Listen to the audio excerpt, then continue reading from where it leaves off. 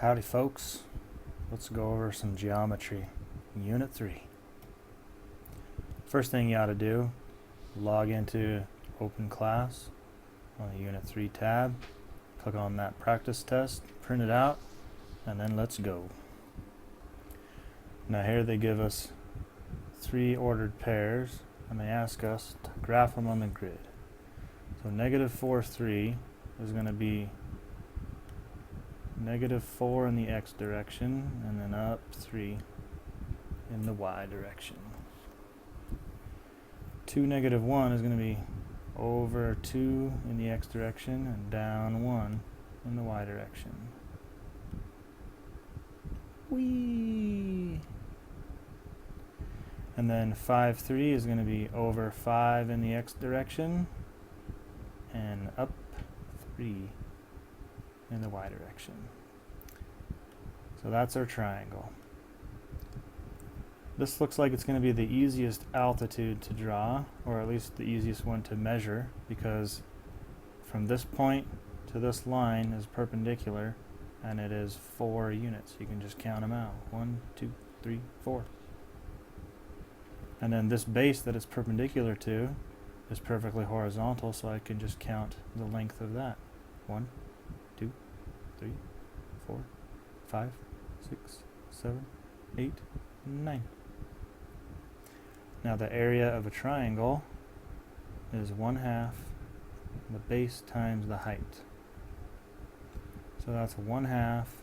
The base here is 9, and the height is 4.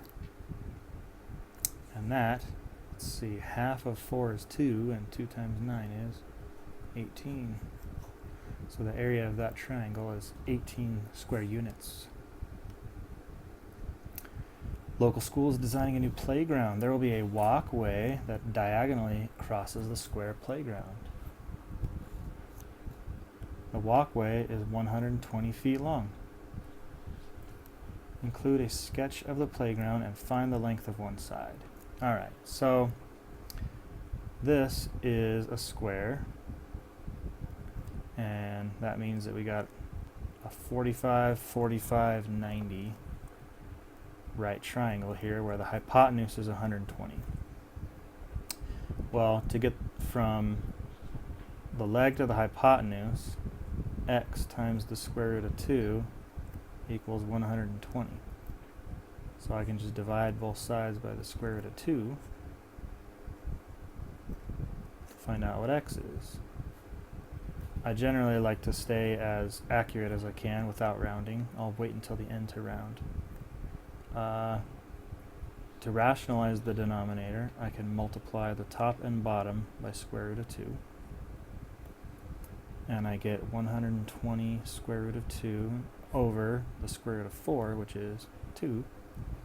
And then 120 divided by 2 is 60. So 60 square root of 2 is my exact answer.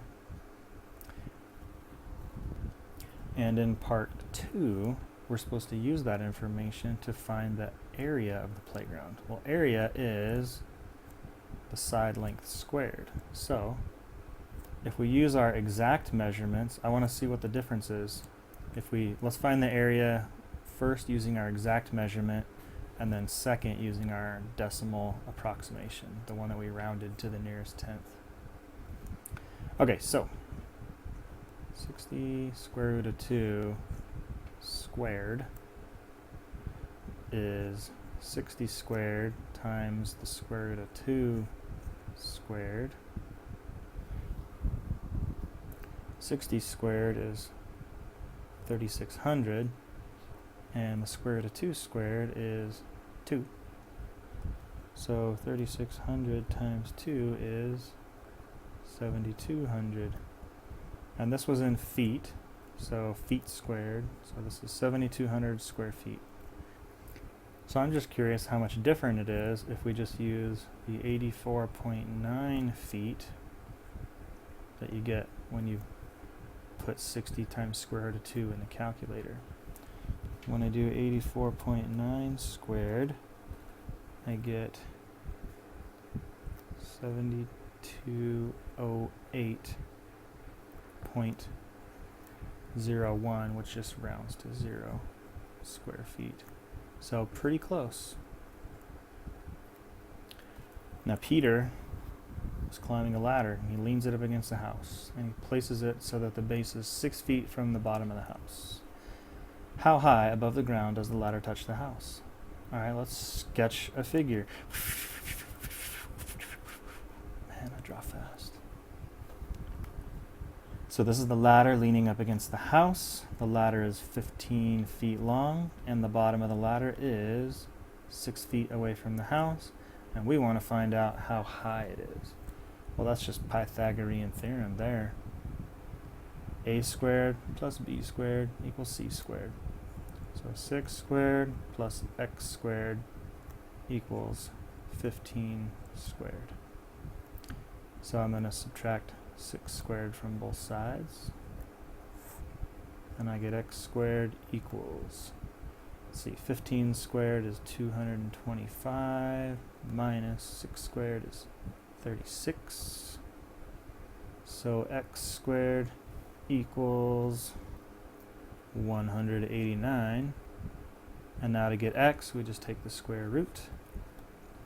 And we don't need to do plus or minus here because a negative length doesn't make any sense. So x equals 13.747, so that's 13.7. Alright, so set up an equation to find how, oh, that's what we just did. Silly me, just going right ahead. So the ladder touches the house at a point approximately 13.7 feet above the ground.